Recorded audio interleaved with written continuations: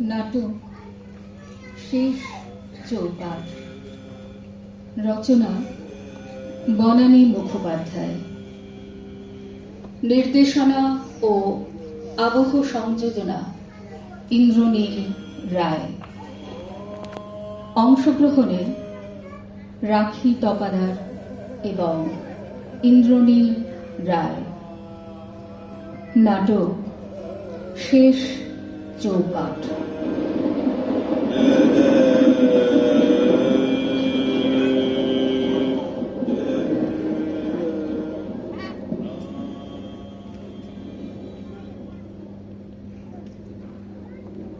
সুমি, সুমি, তুমি কি বারান্দায় না কিচেনে? সুমি, আসছি রে বাবা, আসছি। না না, তাড়া করো না। তোমার নতুন ওয়াকার, এখনো ওটা নিয়ে ভালো করে কাঁচা রক্ত হয়নি। শেষকালে পড়ে গেলে মহা কেলেঙ্কারি হয়ে যাবে। হ্যাঁ যে বলো। ও, এসে গেছো? ডাকলে কেন? চা খাবে? মুড়ির ছোপা করতে বলবো ভগবতীকে? কেন, বাইরে কি বৃষ্টি হচ্ছে নাকি? না, এখনো শুরু হয়নি, তবে হব হব করছে। আর বিকেল বেলা বৃষ্টি হলেই তো তোমার আবার মুড়ির ছোকা খেতে ইচ্ছে করে, তাই বলছি খাবে? আরে দাঁড়াও দাঁড়াও, আগে বৃষ্টি পড়ুক, আগে তিনি ধরাধামে অবতীর্ণ হন, তারপর না হয় খাওয়া যাবে মুড়ির ছোকা। এখন তুমি ওই বারান্দার দিকে জানলাটা একটু খুলে দাও তো, একটু মেঘ বৃষ্টির শব্দ শুনি। না না, জানলা খুললে যদি ঠান্ডা লেগে যায়, ঠান্ডার ভাগ তোমার যদি নিউমোনিয়া হয়ে যায়। কি করবে বলো? তোমারও কপাল, আমার এই ৩৩৩ রকমের ধাপ থেকে তো ওপরওয়ালা আমায় নিষ্কৃতি দিচ্ছেন না। আবার ওসব কেন বলছো? আমার একটুও ভালো লাগছে না কিন্তু। তুমি আবার কবে থেকে এত সেন্টিমেন্টাল হয়ে গেলে শুনি? তোমার তো অশেষ মনের জোর, তা না হলে আমার মতো একটা বেপরোয়া বাউন্ডুলে মানুষের কাছে এতগুলো বছর থাকতে পারো? ইউ আর টু স্ট্রং সুমির। ঠিক আছে ঠিক আছে, আর কথা বলার দরকার নেই। এই নাও, জানলা খুলে দিলাম, হয়েছে? অতঃপর আবার কি? জানলা তো খুলে দিলাম। হ্যাঁ, তা তো দিয়েছ, কিন্তু জানলার ওপারের বৃত্তান্তটা তো জানা গেল না। সেটার কি অবস্থা? আকাশ একেবারে অন্ধকার, প্রচন্ড জোরে হাওয়া দিচ্ছে। আমাদের কাঠচাঁপা আর কামিনীর পাতাগুলো একেবারে কেঁপে কেঁপে উঠছে। সহসা ডালপালা তোর উতল যে, ও চাপা ও করবি। গাও না গাও, কতদিন গান গাও না। ওটা ওটা আর এ যাত্রায় হলো না শুনি। তার চেয়ে এসো এসো, আমরা একটু পুরনো কথা বলি, আমাদের সেই সব বৃষ্টি ভেজা পুরনো দিন। আমরা নিজেরাই তো প্রাচীন হয়ে গেছি রাজি। তুমি ৮০, আমি ৭৫। তাতে কি হয়েছে? মনটা তো চির নবীন। ওই পুরাতনই নবীন হয়ে আমাদের মধ্যে বেঁচে আছে। আচ্ছা আচ্ছা শুনি, তোমাকে যেদিন প্রথম দেখেছিলাম সেদিনও কি বৃষ্টি পড়ছিল? পড়ছিল, তবে কলকাতায় নয়, পুরীতে। ঠিক ঠিক ঠিক, পুরীতে পুরীতে। আমি তো তখন মাঝে মাঝে পুরীতে পালিয়ে যেতাম, বিশেষ করে বর্ষায়। সমুদ্রের ধারে বসে থাকতে থাকতে কত সময় যে কি চলে যেত টেরই পেতাম না। কতদিন হয়ে গেল সমুদ্র দেখি না। আচ্ছা হ্যাঁ গো, ওই কবে যেন প্রথম দেখা হয়েছিল আমাদের? বৈশাখে। বৈশাখে দেখা হলো দুজনার। তা হলো, কিন্তু জ্যৈষ্ঠীতে পরিচয় হলো না, হলো অনেক পরে। তোমায় যেদিন প্রথম দেখলাম শুনি, সেদিন সেদিন কি মেঘময় আকাশ, চারিদিকে কৃষ্ণ কালো রঙের বাহার। হঠাৎ হঠাৎ হই হই করে বৃষ্টি নামলো, সবাই দৌড়ে পালিয়ে গেল সমুদ্রের পার থেকে। আমি যাইনি। আমি যে চিরকালের অবাধ্য রাজু, সবাই যা করবে। তুমি তো তা করবে না, তাই তো? একদম একদম তাই। তাই ওই ঝমঝমে বৃষ্টির মধ্যে, ওই বিপুল জলতরঙ্গের সামনে, ওই আদিগন্ত বালিরাশির মাঝখানে দাঁড়িয়ে আমি একা একা ভিজতে লাগলাম আর চেঁচিয়ে গান গাইতে লাগলে। আজি ঝরো ঝরো মুখর বাদল দিনে, জানি নে কিছুতে কেন যে মন লাগে না। কিন্তু মন তো লেগে গেল শুনি। হঠাৎ মনে হলো অনেক দূরে আমার মতো আরো একজন ভিজছে। তার পরনে নীলাম্বরী, কোমর অব্দি পৌঁছে যাওয়া এলো চুলে, আকাশের দিকে মুখ তুলে সে ভিজছে আর ভিজছে। আমি দৌড়ে তার কাছে যাবার চেষ্টা করতেই একটিবার তোমার দিকে তাকিয়ে ভেজা জামা কাপড় ঠিক করতে করতে সেও দৌড়ে পালিয়ে গেল। আমি কিন্তু একটুখানির জন্য তাকে দেখেছিলাম, কিন্তু সেও কি দেখেছিল? দেখেছিল বই কি রাজি, এক মুহূর্তের জন্য সেও দেখেছিল।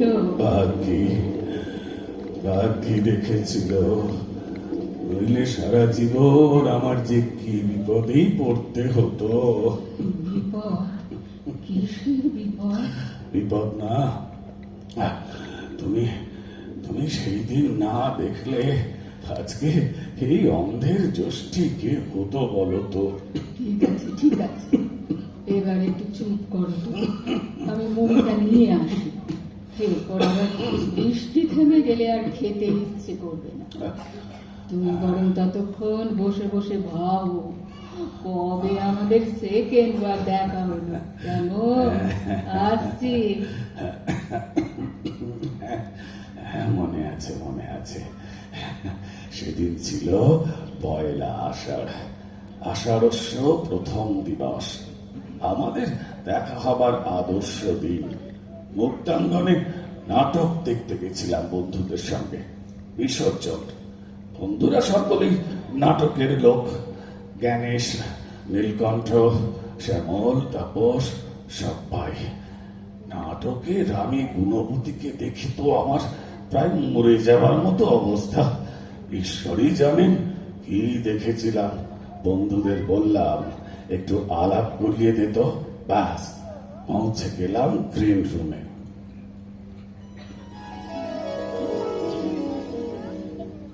নমস্কার। কি? কে কে আপনি? আমি রাজীব সেন। আপনি? আমি সুমিতা দাশগুপ্ত, কলেজে পড়াই, অন্য সময় নাটক করি। আপনি কি হলো? আপনি কি কিছু ভাবছেন? কিছু বললেন? না, তেমন কিছু বলিনি। মানে আমার সঙ্গে কেন দেখা করতে এলেন সেটা তো বলবেন। ও হ্যাঁ, তা তো বলবি। আসলে আপনাকে স্টেজে দেখা মাত্রই মনে হলো এই রাগী মানুষটির একটা ছবি আঁকতে না পারলে তো আমার জীবনটাই বৃথা। আমার ছবি? ও মা, কেন? আপনি ছবি আঁকেন? দাঁড়ান, আপনি কি আর্টিস্ট রাজীব সেন? ছি, আমি আপনাকে ঠিক চিনতে পারিনি, সরি। আসলে আমি আপনার নাম জানি, কিন্তু দেখিনি কোনোদিন। মানে শুধুই বাঁশি শোনা, চোখে দেখা না? বাহ, আপনি তো খুব সুন্দর কথা বলেন। তার মানে শুধু সুন্দর শিল্পী নন, সুন্দর কথাও বলতে পারেন। আর চেহারাটা মনে হয় না খুব অসুন্দর, কি মনে হয়? একদম না, বরং একটু বেশি সুন্দর। বাহ, শুনে যার পরনাই প্রীত হলেন। আমাকে এত সুন্দর করে সুন্দর কেউ বলেনি এর আগে কখনো। Thank you. তাহলে কবে আসছেন? কোথায়? আমার বাড়ি, ছবি আঁকাতে। আরে ওখানেই তো আমার স্টুডিও। কেন আসবেন না? না, মানে আমি তো ভয় পাবেন না, ভয় পাবেন না। মহিলাদের সঙ্গে আমি অভব্য আচরণ করি এ কথা আমার পরম শত্রুও বলবে না। তবে হ্যাঁ, আমি মানুষটা একটু উড়নচণ্ডী টাইপ, এটা আমার পরম মিত্ররাও বলবে। আর আমার দ্বারা যে কোনো অনুচিত কার্য সাধিত হইবে না, তাহা আমার শত্রু মিত্র সকলেই বলিবে। কি আসবেন তো? আমি কিন্তু অপেক্ষা করব। আসবো। Thank you so much. এই আমার কার্ডটা, অ্যাড্রেস। চলি। হ্যাঁ।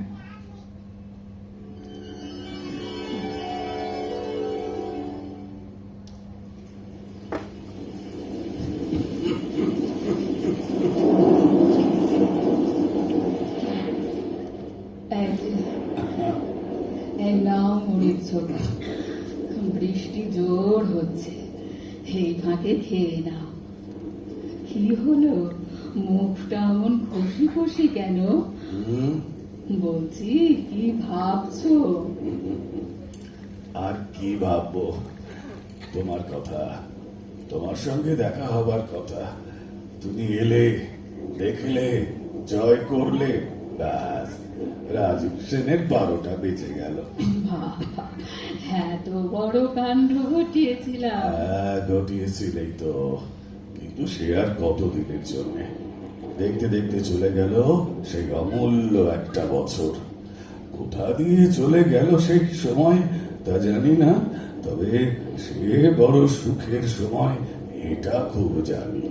থাক না, আবার নতুন করে ও সব কথা বলার কি দরকার? তুমি তো জানো শুনি, আমি শুধু সুখের কথা বলি না, দুঃখের কথাও বলি। আমায় বলতে দাও। বলো, বলতে ইচ্ছে করলে বলো। যখন আমি প্রায় মনে মনে ঠিক করে ফেলেছি যে না, আর দেরি করা যাবে না, এবার এবার আমরা একসঙ্গে থাকবো, রোজই মনে মনে ভাবি যে আজ বলবোই বলবো, কিন্তু কি জানি কোনো এক অজানা কারণে বলা হয়ে ওঠে না, কোনো দিনই না। এই সময় একদিন একদিন দুপুরে হঠাৎ দারুণ বৃষ্টি হচ্ছিল। হঠাৎ হঠাৎ বেজে উঠলো আমার সাথের কলিং বেল 3 বার। মন বলে উঠলো, এসেছে এসেছে, অঙ্গনে এসেছে। এভাবে একসঙ্গে 3 বার বেল তো একজনই বাজাতে পারে। মন বলতে লাগলো, আজই বলো রাজীব, আজই বলো, তোমার জীবনের সবচেয়ে ইম্পর্টেন্ট কথাটা আজই বলে ফেলো। ডোন্ট হেজিটেট, দেরি করো না, যাও যাও, দরজা খোলো।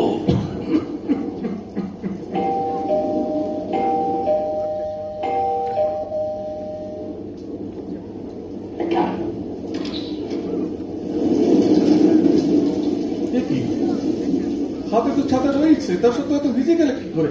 আরে এসো এসো, ভেতরে এসে বসো। আমি বসতে আসিনি রাজি। তার মানে কি হয়েছে? তোমার মুখটা এমন কেন? এই এই কাঁদছিলে কেন? কেন কেন কাঁদছিলে কেন? আর 15 দিন পরে। কি 15 দিন পরে? কি আমার বিয়ে। কি কি বলছো তুমি? তোমার মতো এই কথা আমিও বলেছিলাম বাবাকে। কি বলছো তুমি? আর কিছু বলার ক্ষমতা আমার ছিল না। ততক্ষণে বাবা আমায় জানিয়ে দিয়েছেন তার অমোঘ সিদ্ধান্ত। বলতেই তো পারলাম না। বাবা, আমারও যে একজন ঠিক করা আছে, সে যে অপেক্ষা করে আছে আমার জন্যে। বলতেই পারলাম না।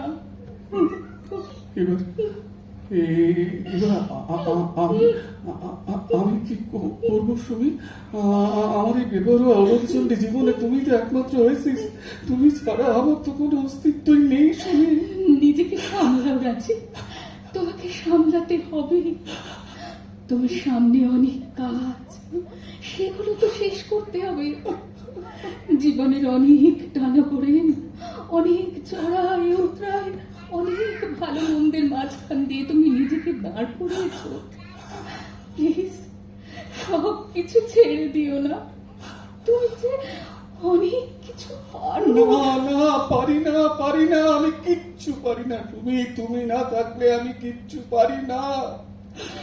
ইদুনার আছে, তুমি কাঁদলে আমি যাব কেমন করে?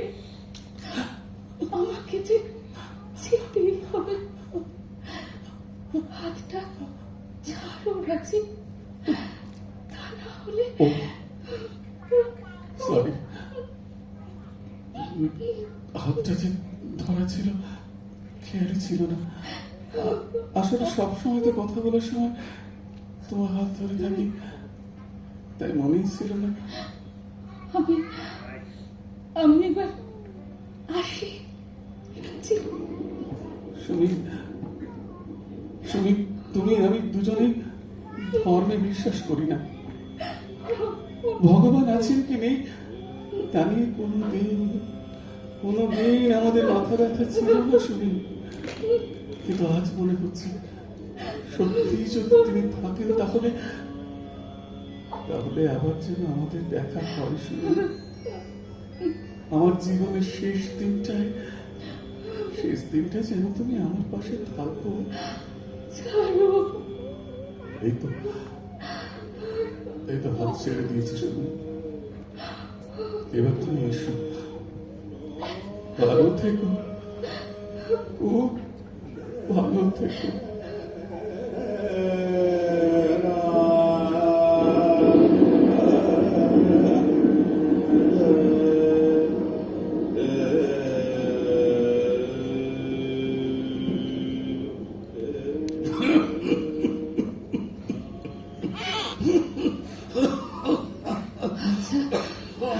শুধু কেন এত পুরনো কথা বলছো বলো তো?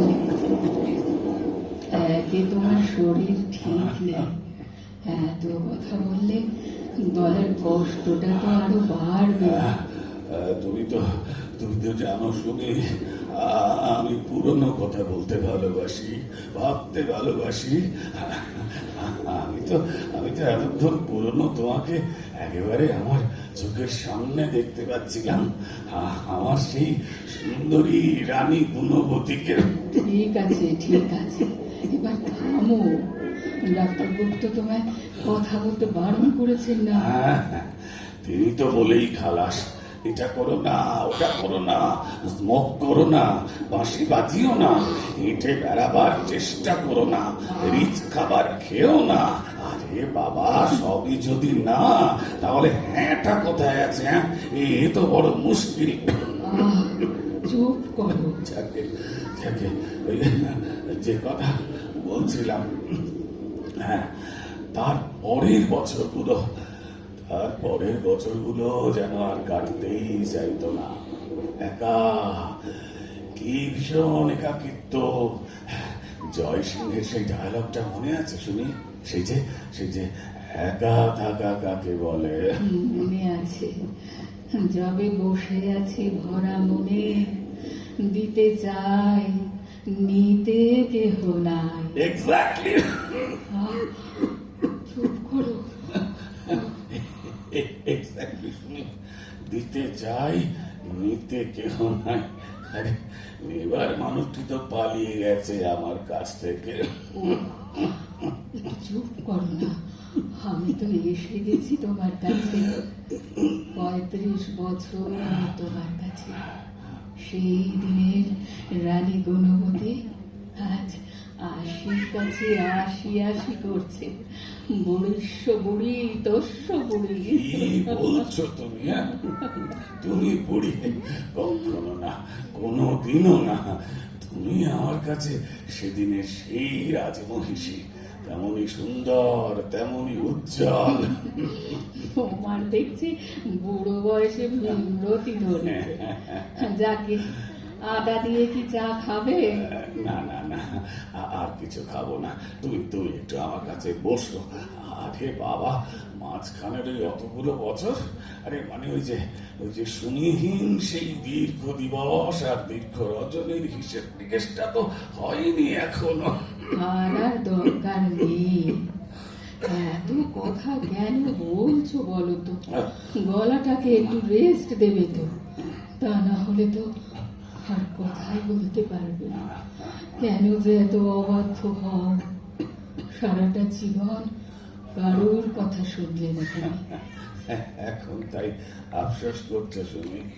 মানে লন্ডনের ওই আয়েশের জীবন ছেড়ে কোন রকম চিন্তা ভাবনা না করে সোজা চলে এলে এই অবাধ্য রাজুর জীবনে।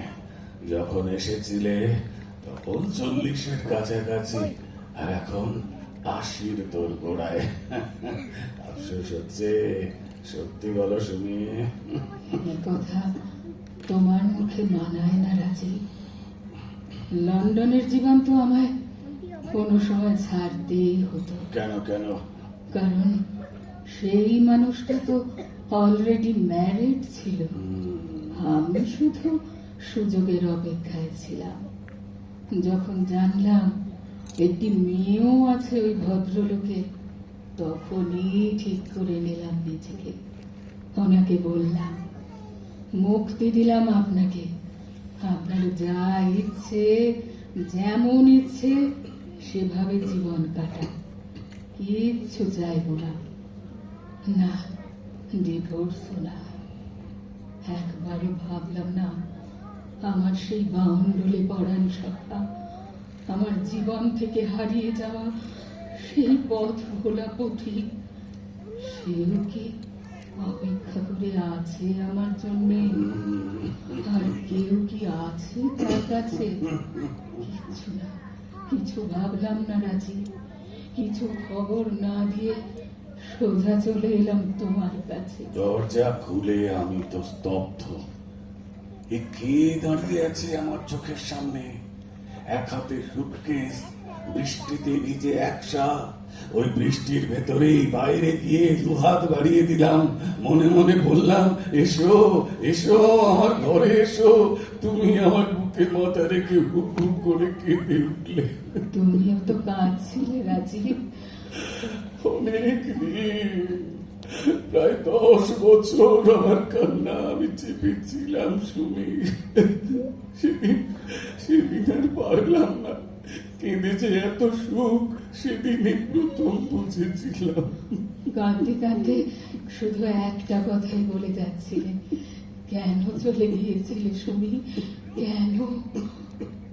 এ কি, তুমি এখনো কাঁদছো কেন? না, তুমি কাঁদবে না। ডাক্তার তো বলেছেন না চোখের যেন কোনো স্ট্রেন না হয়। এই তো আনন্দের আনন্দের কান্না শুনি, ভালোবাসার কান্না। আজকে তো কাশিটা বড় পেয়ারাপনা করছে। আমি তো এখন না পারি গাইতে, না পারি আঁকতে, না পারি বাঁশি বাজাতে, কিছুই তো পারি না এখন।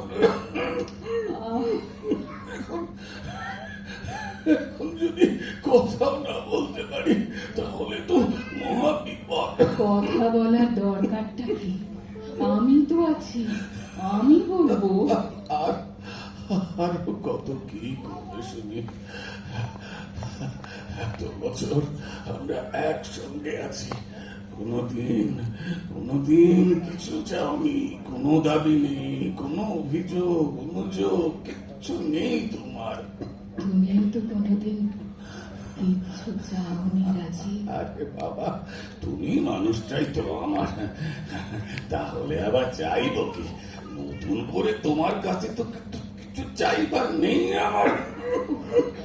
এইবার একটু চুপ করো না প্লিজ, বড্ড কাশি হচ্ছে যে। আর একটা কথা শুনি, আমার একটু কাছে এসো, তবে তো বলবো। এবার এবার এবার তোমার মাথাটা একটু আমার বুকের উপর রাখো। রাখো না। হ্যাঁ, এবার ঠিক হয়েছে। এই জন্যই তো তোমাকে গুড গার্ল বললে। এবার এবার তোমাকে চুপি চুপি একটা কথা বলবো, শুনি? বলো। আচ্ছা আচ্ছা শুনি, আমরা বিয়ে না করে এত বছর দুজনে একসঙ্গে আছি, বিয়ের কথা কোনোদিনও ভাবিনি। শুধু শুধু দুজনে পাশাপাশি বসে হাতে হাত রেখে ঘন্টা পর ঘন্টা কাটিয়ে দিয়েছি। কিন্তু কিন্তু এখন তো জানি দ্য ডেজ আর নাম্বারড, সময় হয়ে গেছে, এবার তোরই ফেরাবার পালা। সব সময় সঙ্গে থেকে আমায় অনেকটা পথ বার করে দিয়েছ সুমি, কিন্তু কিন্তু ওই শেষ চৌকাটটা পার করিয়ে নেবে তো। তুমি যেন আগে পার হয়ে যেও না শুনি, তাহলে যে আমার খুব অসুবিধে হবে। আমি তো আর একা একা কিছু করতে পারি না। আমার হাতটা ধরে শেষ দরজাটা পার করে তবে তুমি যাবে তো শুনি। আমিও জানি রাজি, খুব ভালো করে জানি যে দ্য ডেজ আর নাম্বার, কিন্তু তোমার মুখে শুনতে চাই না। ওই শেষ চৌকা আমি তোমায় পার করে দেব, তা না হলে তো আমিও শান্তি পাবো না। ঠিক তো, কথার খেলাপ হবে না তো শুনি? হবে না, কিন্তু আর না, প্লিজ এবার তুমি চুপ করো। বাইরে জোর বৃষ্টি নেমেছে, এসো আগের মতো আমরা দুজনে চুপ করে বসে বৃষ্টির শব্দ শুনি। আচ্ছা আচ্ছা শুনি, আমার আর একটা কথা রাখবে। আমার সেই প্রিয় গানটা একবার আগের মতো শোনাবে। সেই যে যে শাখায় ফুল ফোটে না, ফল ধরে না একেবারে, যে শাখায় ফুল ফোটে না, ফল ধরে না একেবারে, বাদল ভাই, তোমার ওই বাদল বাই দিক জাগায় সেই শাখারে যা কিছু জীর্ণ আমার জীবন